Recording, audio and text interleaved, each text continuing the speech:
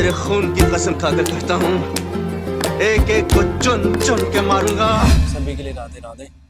मैं मिस्टर सनातन हैकर आप सभी के सामने एक व्लॉग को लेके प्रस्तुत हुआ हूँ और आज मैं बात करने वाला हूँ हमारे एक दिग्गज अभिनेता और तो और हमारे भारतीय इंडस्ट्रीज के सबसे सुंदर हीरो के बारे में। जी हाँ, मैं बात करने वाला हूँ आज धर्मेंद्र जी के बारे में। संतीन कुत्तों के सामने मत नाचना, सांभा। एक पल और नखरा किया ना तो तेरे यार की खोपड़िया उठ जाएगी। और धर्मेंद्र जी भाई, उन्होंने हमारे भारतीय सिनेमा को ऐसी ऐसी फिल्में दी कि जो ब्लॉकबस्टर से भी ब्लॉकबस्टर हो गई थी, जैसे कि शोले, धर्मवीर और तो और अगर मैं शोले की बात करूं तो शोले भाई 5 सालों तक मुंबई में एक थिएटर में लगातार चली थी और तो और कोलकाता में 2 साल तक लगातार चली थी भाई। एक मूवी को लगातार इतने चलाने वाले पहले हीरो थे हमारे धर्मेंद्र जी।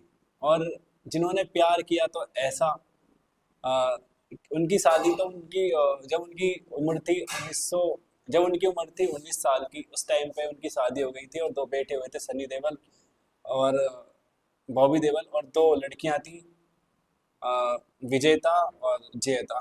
ठीक है। और तो और उन्होंने फिर हेमा मालिनी से शादी करी, जो कि उस टाइम की सबसे सुंदर और नामचीन हीरोइन थी। जबकि हेमा मालिनी तो कुंवारी थी, लेकिन धर्मेंद्र सिंह से उन्हें प्यार हो गया और फिर उन्होंने शादी कर ली थी। उनसे 2 लड़कियां हुई, एक तो ईशा देओल और दूसरी जो है वो फिल्म निर्माता का कार्य करती हैं। ठीक है। और तो और हमारे आपके चाहते दिलीप कुमार साहब ने एक टाइम पे ये कह दिया था कि अगर कभी मैं भगवान से मिलूंगा तो फिर उनसे ये पूछूंगा कि यार, मुझे धर्मेंद्र जी जैसा चेहरा आपने क्यों नहीं दिया। मां कसम, उस दिन का इंतजार बड़ी बेताबी से करूंगा जिस दिन कानून की बिजली इस महल पे टूटेगी। कितने हैंडसम थे हमारे धर्मेंद्र पाजी। उन्हें ही मैन भी कहा जाता था इस टाइम का। और तो और उन्होंने अपने पूरे जीवन काल में 65 वर्षों तक काम किया और 300 से ज्यादा फिल्में दी। और तो और हिंदी ही नहीं, उन्होंने पंजाबी फिल्मों में भी काम किया।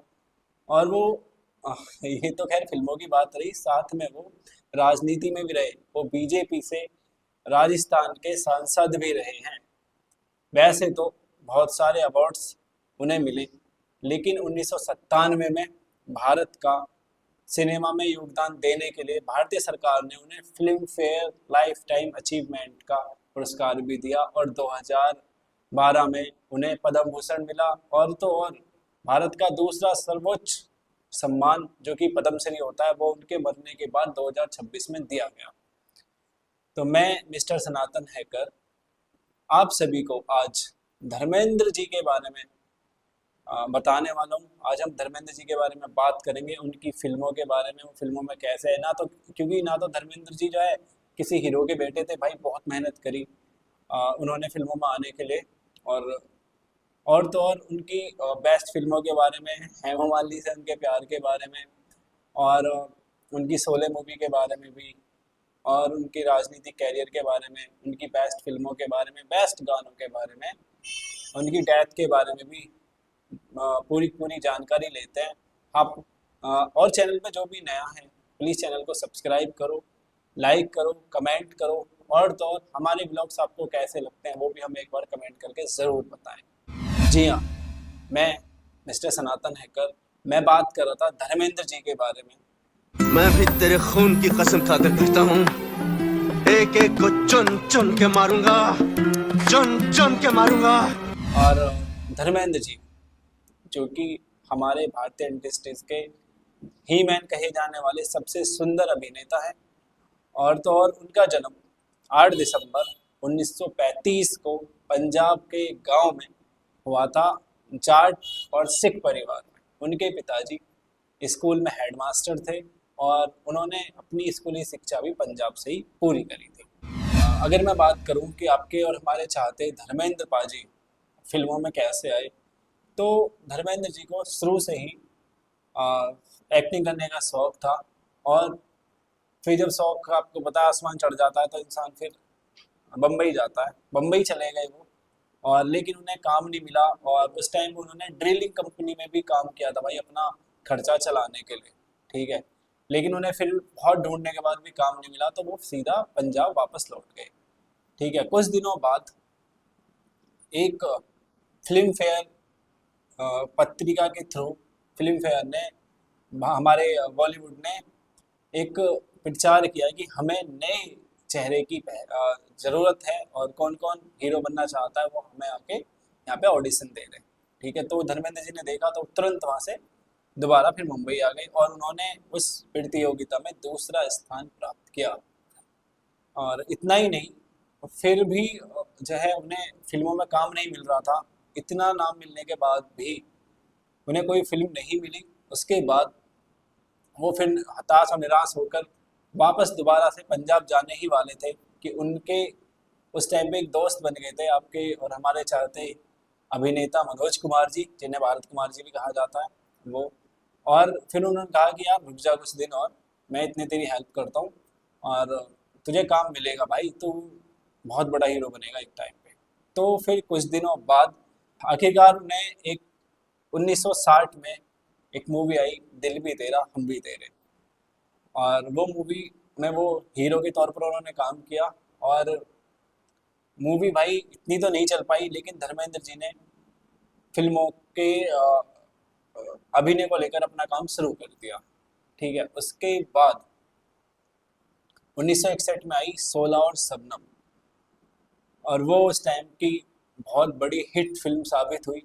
और इसके बाद आपके और हमारे चाहते धर्मेंद्र जी ने 300 से ज़्यादा फिल्मों में काम किया, और उस टाइम के 300 से ज़्यादा फिल्मों में काम करने वाले पहले भारतीय अभिनेता हैं।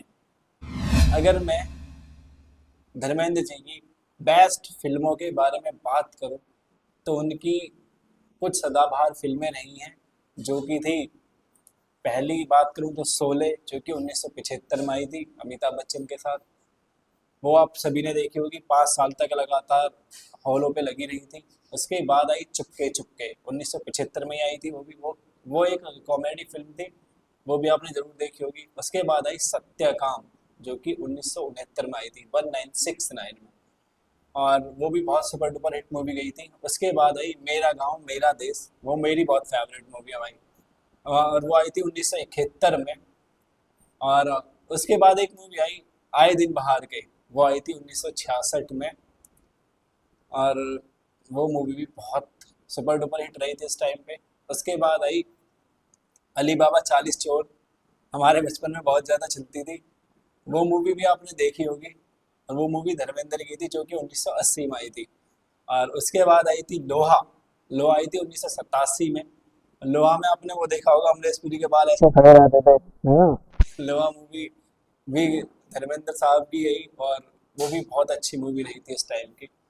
उसके बाद आई भाई आया सावन झूम के, जो कि 1969 में आई थी, 1969 में, और वो भी उस टाइम की ब्लॉकबस्टर फिल्म रही थी। उसके बाद आई थी प्रीति योगी, जो कि 1975 में आई थी। ये एक्शन और रोमांस वाली मूवियाँ थी उनकी। उसके बाद आई धर्मवीर, धर्मवीर भी आप सभी लोगों ने देखी होगी, है ना। 1977 में आई थी धर्मवीर, बहुत तगड़ी मूवी रही थी भाई धर्मवीर, है ना। विदेशों में भी उसके चर्चे थे, और विदेशों में बहुत ज़्यादा कमाई करने वाली फिल्म धर्मवीर है। उसके बाद आई थी सीता और गीता, वो आई थी 1972 में। और फिर उन्होंने उनकी एक मूवी और आई यमला पगला दीवाना, जो कि उनके खुद के बेटे बॉबी देओल और संजय देओल को लेके आई थी, और उनकी कंपनी ने उसे बनाया था। उसके बाद आई थी रॉकी और रानी की प्रेम कहानी, जो आई थी 2023 में, जो उनकी बेस्ट फिल्म रही है। उसके बाद भी 2025 में भी वो काम ही कर रहे थे एक फिल्म में, और वो बाद में रिलीज हुई उनके मरने के बाद। तो ये थी उनकी बेस्ट फिल्में। वैसे तो उन्होंने 300 से ज़्यादा फिल्मों में काम किया, लेकिन ये उनकी ऐसी कुछ फिल्में थी जो कि बच्चे बच्चे ने देखी हैं। अगर मैं बात करूं धर्मेंद्र के बेस्ट गानों के बारे में, तो उनके बेस्ट गाने तो बहुत सारे हैं, और मैं उनके बेस्ट गानों की लिस्ट आपको सुनाने वाला हूँ कुछ गानों की और दिखाने भी वाला हूँ। तो उनके कुछ गाने थे भाई जो मेरे तो बहुत ज़्यादा फेवरेट हैं और आपके भी बहुत ज़्यादा फेवरेट रहे हैं। आप सभी लोगों ने बहुत सुने होंगे वो गाने बहुत ज़्यादा। ठीक है, मैं पहला गाना बताता हूँ। आज मौसम बड़ा बेईमान है बड़ा, आज मौसम बड़ा बेईमान है, बड़ा बेईमान है आज मौसम। आज मौसम बड़ा बेईमान है, बड़ा बेईमान है आज मौसम। ये गाना था लोफर मूवी का जो कि 1973 में आई थी। और इसी के दो गाने होने जो सबसे ज्यादा बेस्ट रहे थे। दूसरा गाना था मैं तेरे इश्क में मर न जाऊं कहीं, मैं तेरे इश्क में मरना चाहूं कहीं, मुझे आजमाने की कोशिश न कर। खूबसूरत है तो हूँ मैं भी हंसी, तुझसे नजरें चुराने की कोशिश न कर। मैं तेरे इश्क में। ये गाना भी लोफर मूवी का ही था। ठीक है, उसके बाद तीसरा गाना इसी मूवी का लोफर का ही जो बेस्ट रहा है। कोई सहरी बाबू दिल लहरी बाबू हाय रे, पग बांध गया घुंघरू मैं छम छम नचती फिरा। कोई सहरी बाबू दिल लहरी बाबू हाय रे, पग बांध गया घुंघरू मैं छम छम नचती फिरा। कोई सहरी बाबू दिल लहरी बाबू हाय रे, पग बांध गया घुंघरू मैं छम छम नचती फिरा। मैं तो चलूं हौले हौले फिर भी मन डोलूं पर मेरी रफ़ों की तरह। ये गाना भी लोफर मूवी का ही था। और ये भाई मेरे बहुत फेवरेट गाने हैं। अगर आपके फेवरेट है तो आप हमें कमेंट में ज़रूर बताएं। उसके बाद पल पल दिल के पास, ये गाना था ब्लैकमेल मूवी का। ये गाना भी बहुत सुपर डुपर हिट रहा था उस टाइम पे। और उनका ही गाना और था मैं जट्टी अमला पगला दीवाना ओ रब्बा।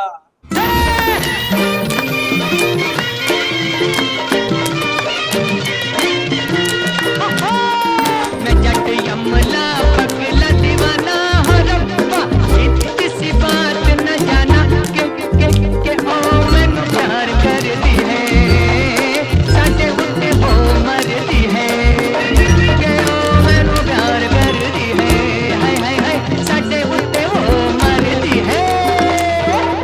ठीक है, ये गाना था प्रतिज्ञा मूवी का जो कि उस टाइम पे बहुत ज़्यादा सुपर डुपर हिट रही थी। और एक गाना और था जो था चुरा लिया है तुमने जो दिल को, नजर नहीं चुराना सनम। ये गाना था यादों की बारात मूवी का। और ये गाना भी उस टाइम पे सुपर डुपर हिट रहा था। उसके बाद एक गाना आया था कोई कोई हसीना जब रूठ जाती है तो और भी नमकीन हो जाती है। ये गाना था शोले मूवी का और सबने देखी है, सबने वाला गाना भी सुना होगा। ठीक है, उसके बाद एक गाना और जो आपको टेम्पो में, रेडियो पे, फोन्स में, रील्स में सब जगह सुनने को मिल जाता है। वो गाना था ओ मेरी महबूबा महबूबा महबूबा। मेरी महबूबा महबूबा महबूबा, तुझे जाना है जो जा, तेरी मर्जी मेरा जा, पर देख तू जो रूठ कर चली जाएगी, तेरे साथ ही मेरे मरने की खबर जाएगी।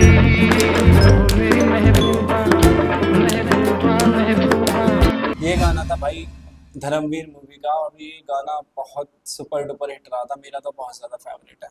उसके बाद एक गाना वाला उनका रफ्ता रफ्ता देखो आँख मेरी लड़ी है। अरे रफ्ता रफ्ता देखो आँख मेरी लड़ी है, अरे आँख जिससे लड़ी है वो पास मेरे खड़ी है। मुझे जानती है तब से ये मरती है तब से, मैं भी इसे चोरी छुपे चाहता हूँ कब से, दिल में ये मेरे बस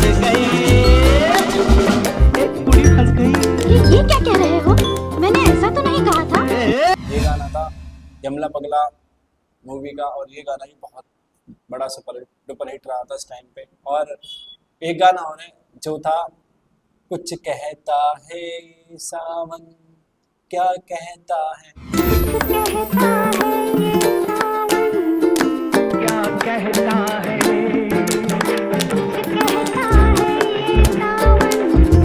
क्या कहता है,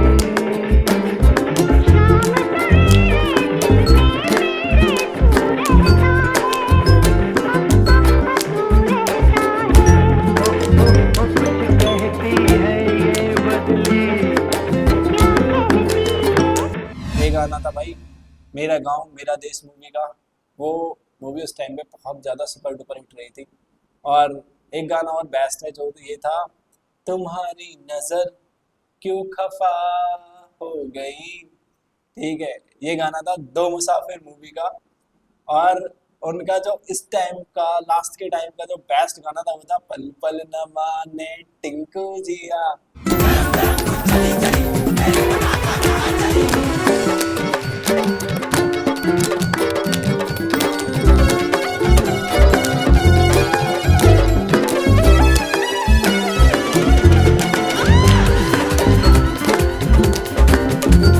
पल पल ना माने टिंकू जिया, हाँ टिंकू जिया, इश्क का मंजन घिसे है पिया। पल पल ये गाना यमला पगला मूवी का था और ये गाना भी बहुत ज़्यादा बेस्ट है, आज तक रील्स में देखने को मिल जाता है। तो ये गाना भी हमारे धर्मेंद्र पाजी का ही है, जिसमें उनके बेटे सनी देओल और बॉबी देओल ने भी एक्शन किया था। ठीक है, तो ये तो बात हुई उनके बेस्ट गानों के बारे में और बेस्ट फिल्मों के बारे में। उन्होंने भाई फिल्मों में काम ही नहीं किया, फिल्में बनाई भी थी। ठीक है, और किस तरीके से उन्होंने अपने दोनों लड़कों को, सनी देओल को और बॉबी देओल को किस तरीके से लॉन्च किया था वो कहानी भी जानते हैं। तो उन्होंने अपनी एक कंपनी बनाई 1983 में और कंपनी का नाम था विजेता फिल्म्स। अपनी लड़की के नाम पे उन्होंने इसका नाम रखा। और तो और 1983 में ही पहली फिल्म बनी बेताब, जो कि जिस फिल्म से उन्होंने सनी देओल को फिल्मी दुनिया में उतारा। और बेताब उस टाइम की सबसे बड़ी हिट साबित हुई थी और सबसे ज़्यादा जो है मूवी ने कलेक्शन भी किया था।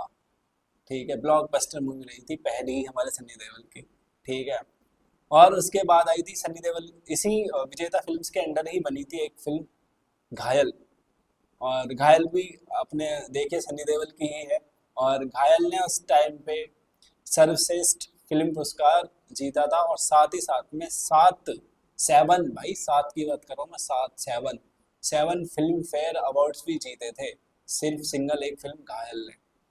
और तो और फिर उन्होंने अपने बेटे उन्होंने अपने छोटे बेटे बॉबी देओल को 1995 में आई बरसात मूवी के थ्रू फिल्म इंडस्ट्री में उतारा। और बरसात उस टाइम की बहुत बड़ी हिट फिल्म साबित हुई थी और जो कि विजेता फिल्म्स के अंडर ही बनी थी। अभी भी उनके जाने के बाद भी विजेता फिल्म्स जो है प्रोडक्शन अभी भी फिल्में बनाते हैं, चीज़ें चल रही हैं। उनके बेटे सनी देओल और बॉबी देओल उस चीज़ को संभालते हैं। ठीक है, तो उन्होंने अपने दोनों बेटों को लॉन्च भी कर दिया था। और सनी देओल की मूवियाँ किसने नहीं देखी हैं, बॉबी देओल की मूवियाँ किसने नहीं देखी हैं। तो आप समझ सकते हैं कि किस तरीके से और कितने हिट रहे हैं हमारे धर्मेंद्र पाजी। जी हाँ, अगर मैं उनकी शादी की बात करूं तो हमारे धर्मेंद्र पाजी की शादी हो गई थी 19 साल की उम्र में 1954 में। और उनका नाम था प्रकाश कौर और उनसे उन्हें 4 बच्चे हुए थे, सनी देओल, बॉबी देओल और विजेता और अजीता। ये उनके 4 बच्चे थे, 2 लड़के और 2 लड़कियां। जब वो मुंबई पहुंचे और मुंबई जाने के बाद उन्होंने अपना फिल्मों में नाम कमाया, तो उन्हें जो है उस टाइम की हीरोइन एक चल रही थी हेमा मालिनी। और हेमा मालिनी के साथ उनकी बहुत सारी फिल्में आई और उन फिल्मों की वजह से ही हेमा मालिनी को धर्मेंद्र जी से प्यार हो गया और उन्होंने फिर शादी कर ली थी उसी टाइम पे। और प्यार भी किया धर्मेंद्र जी ने तो इस तरीके का कि भाई शादीशुदा होने के बावजूद भी एक बेस्ट हीरोइन हेमा मालिनी जैसी उनसे शादी करने के लिए तैयार हो गई थी। तो उनसे भी उन्हें 2 बच्चे हुए दोनों लड़कियां हैं, ईशा देओल और अहाना देओल।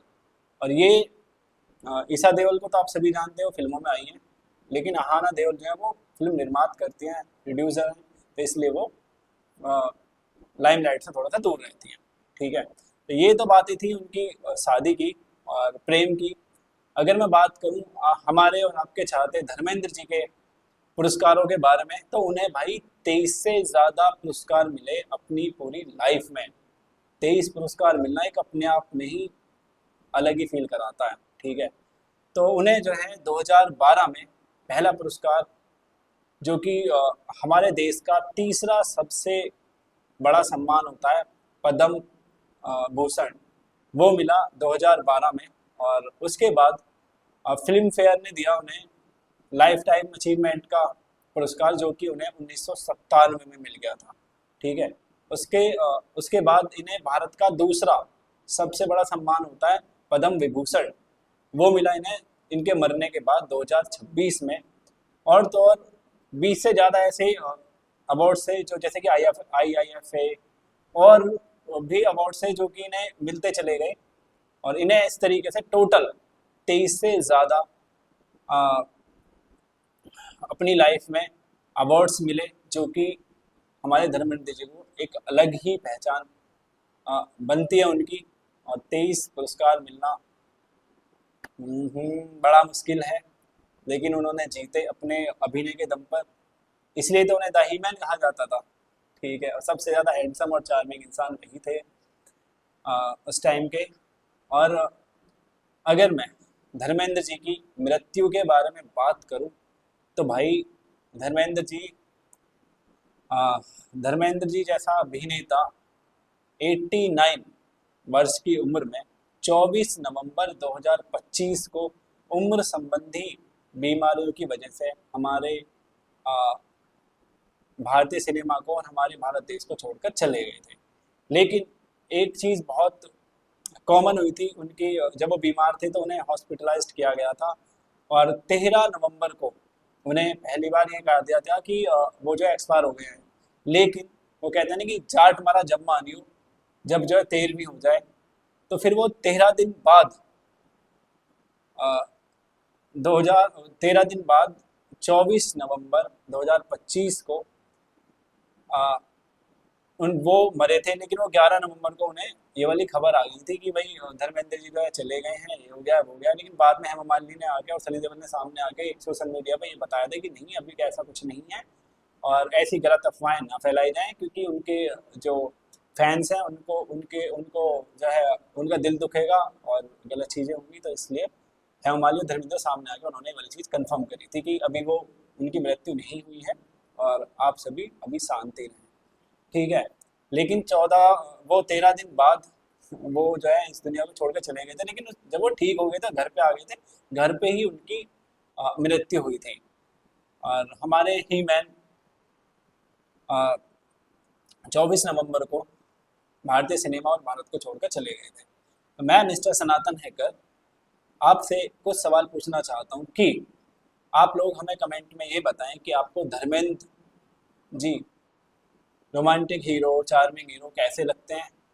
और उन्होंने 300 से ज़्यादा फिल्मों में काम किया, तो आपने उनकी कौन कौन सी फिल्म्स देखी हैं वो भी आप हमें कमेंट करके ज़रूर बताइए।